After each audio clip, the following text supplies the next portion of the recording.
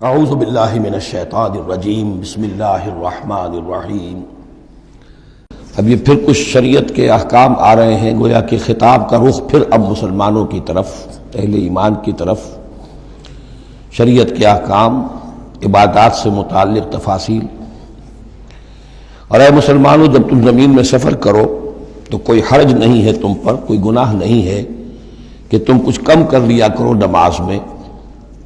ان خفتم ان یفتنکم الذین کفروا، اگر تمہیں اندیشہ ہو کہ تم کو نقصان پہنچائیں گے کافر۔ ان الکافرین کانوا لکم عدوا مبینا، یقیناً یہ کافر تمہارے کھلے دشمن ہیں۔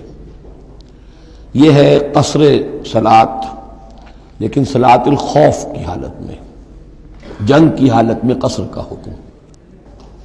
اور اس میں بھی خاص طور پر جو صورتحال تھی کہ جب حضور کے ساتھ ہوتے تھے تو اب اگر شکل یہ ہوتی کہ آدھا آدھا لشکر علیحدہ علیحدہ نماز پڑھے اور پھر حضور ایک کے ساتھ نماز پڑھے تو دوسروں کو محرومی کا احساس ہوتا۔ لہذا آپ دیکھیے کہ ایک بہت عمدہ تدبیر بتائی گئی۔ فَإِذَا كُنْتَ فِيهِمْ، تو اے نبی جب آپ بھی ان کے اندر موجود ہوں، فَأَقَمْتَ لَهُمُ الصَّلَاةَ، اور آپ نے ان کے لیے نماز کھڑی کر دی ہو، فَلْتَقُمْ طَائِفَةٌ مِّنْهُمْ مَعَكَ، تو ان میں سے ایک گروہ کو تو کھڑے ہونا چاہیے آپ کے ساتھ۔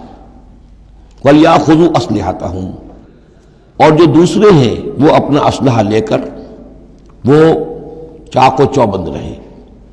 فَإِذَا سَجَدُوا فَلْيَكُونُوا مِنْ وَرَائِكُمْ، تاکہ جب تم سجدہ کرو، جو حضور کے ساتھ نماز پڑھ رہے سجدے میں جائیں تو وہ دوسرا گروہ جو ہے جو نماز میں شریک نہیں ہے وہ ان کی حفاظت کرے، کھڑے رہیں ان کے پیچھے۔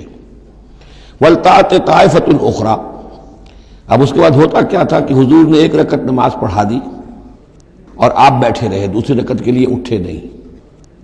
دوسری رکعت مسلمانوں نے خود ادا کر لی۔ اب جب انہوں نے سلام پھیر دیا چلے گئے تو جو پہلے جو تھے جو اس وقت تک شریک نہیں ہوئے تھے وہ حضور کے پیچھے آ گئے۔ اب حضور نے ایک رکعت اور پڑھی تو ان کی ایک رکعت حضور کے پیچھے ہو گئی، اس کے بعد حضور نے ایک رکعت کے بعد سلام پھیر دیا، انہوں نے پھر ایک رکعت اور ادا کر لی، اس طریقے سے کہ کوئی بھی حضور کی امامت کے شرف سے اور فضل سے محروم نہ رہے۔ فَإِذَا سَجَدُوا فَلْيَكُونُوا مِنْ وَرَائِكُمْ وَلْتَأْتِ طَائِفَةٌ أُخْرَىٰ لَمْ يُصَلُّوا فَلْيُصَلُّوا مَعَكَ، اب وہ دوسرا گروہ کو آنا چاہیے کہ جنہوں نے ابھی نماز نہیں پڑھی تھی کہ وہ آپ کے ساتھ نماز پڑھیں۔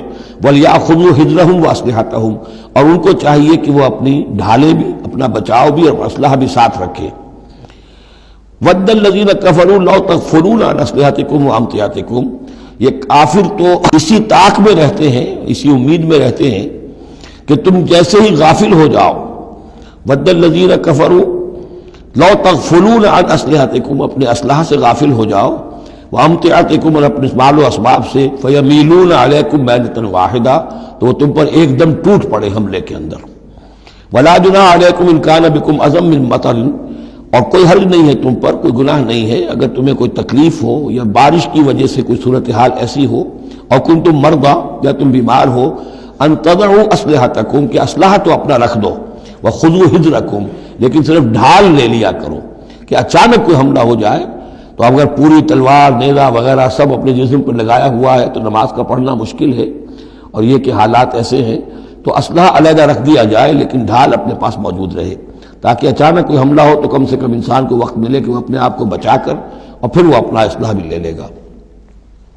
ان اللہ اعد للکافرین عذابا مہینا، یقیناً اللہ تعالیٰ نے کافروں کے لیے ایک بہت اہانت آمیز عذاب تیار کر رکھا ہے۔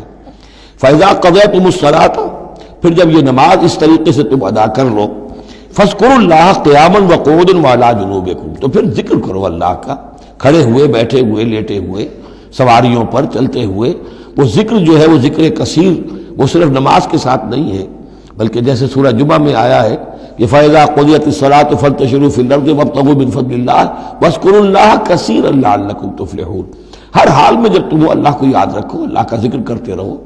ادعیہ معصورہ ہیں، اوراد معصورہ ہیں، اوراد مسنونہ ہیں، ان کے سے اپنی زبان کو اور اپنے ذہن کو اور قلب کو ایمان کے ساتھ تر و تازہ رکھو۔ فَإِذَا اطْمَأْنَنْتُمْ، اور جب تمہیں امن حاصل ہو جائے، یعنی یہ نماز کی یہ کیفیت جو ہے یہ صرف اس شکل میں ہوگی کہ خوف ہے، صلاۃ الخوف، جب تمہیں امن حاصل ہو جائے، خوف جاتا رہے، فاقیموا الصلاۃ، پھر نماز قائم کرو، جیسے کہ نماز کے قائم کرنے کے آداب ہیں، اس کی شرائط ہیں۔ ان الصلاۃ کانت علی المؤمنین کتابا موقوتا، یقیناً نماز اہل ایمان پر فرض کی گئی ہے، فرض ہونے کی شکل میں اور وقت کے ساتھ۔ اس کی فرضیت ہے اور موقوت ہے، اس کے اپنے اوقات ہیں، اور اس اوقات کے ضمن میں آپ کو بتا چکا ہوں کہ حضرت جبرائیل نے 2 دن نماز آپ کو پڑھائی، ایک دن 5 نمازیں اول وقت میں، دوسرے دن 5 نمازیں آخر وقت میں، اور بتایا کہ ان کے مابین وقت ہے۔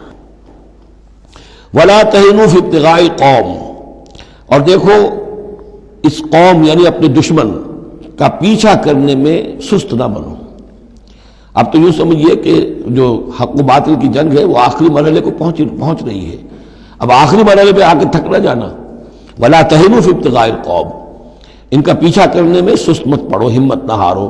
ان تکونوا تعلمون، بڑے پیارے الفاظ ہیں، اگر تمہیں کوئی تکلیف پہنچتی ہے، الم پہنچتا ہے، بے آرامی ہے، فإنہم یعلمون تعلمون، تو کیا انہیں نہیں پہنچتا؟ انہیں بھی تو تکلیف پہنچتی ہے، وہ بھی جنگ کر رہے ہیں، وہ بھی زخم کھاتے ہیں، ان کے بھی لوگ مر رہے ہیں، وہ ساری تکلیفیں انہیں بھی پہنچ رہی ہیں، دشمنوں کو بھی۔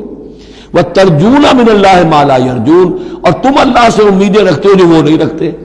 تمہیں تو جنت کی امید ہے، تمہیں اللہ سے مغفرت کی امید ہے، انہیں تو یہ بھی نہیں ہے، تو اس اعتبار سے تمہیں تو ان سے کہیں آگے بڑھ جانا چاہیے۔ جو آخری آیت تھی سورہ آل عمران کی کہ یا ایھا الذین آمنوا اصبروا وصابروا، ورابطوا، ان سے تو بڑھ جانا چاہیے صبر کے اندر کہ تمہارا سہارا تو اللہ ہے، وما صبرک الا باللہ۔